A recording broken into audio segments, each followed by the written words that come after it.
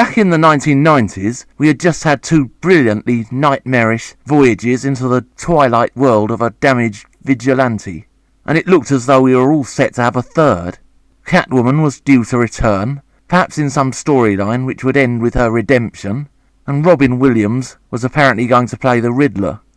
But then the high-up executives, bless their little socks, started making a fuss about merchandising. They wanted kids buying the toys and having the Happy Meals, and so Batman had to be made kiddie-friendly. Director Tim Burton was moved on, Michael Keaton refused to return, and Gotham City lost all its gothic majesty and turned into a kind of day-glow comic book world. The Riddler was now played by Jim Carrey, lazily recycling his Mask character.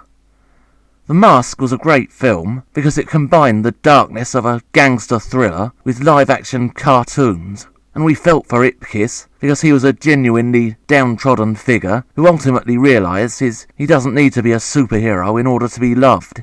By comparison, Batman Forever has a man in a green suit camping it up 19 to the dozen, and who soon begins to grate on the nerves. Also on the side of the villains is Two-Face. In the original story, I'm pretty sure his face was half disfigured in some accident. But unfortunately this film can't show anything horrific for fear of upsetting the merchandising tie-ins or driving away the Happy Meals, and so he looks like, what exactly? He seems to be half alien.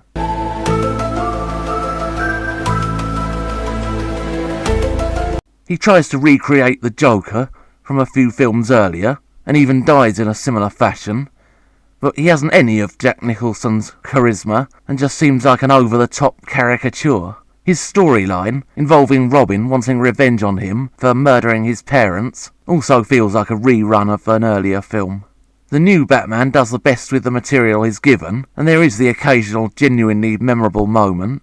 All in all, this film is trying to be like the 1960s TV series, but it hasn't any of that TV series' charm, sense of fun, or self-aware sense of humour. So it just comes across as heavy-handed, loud, and in your face. All in all, you're just left wondering what might have been.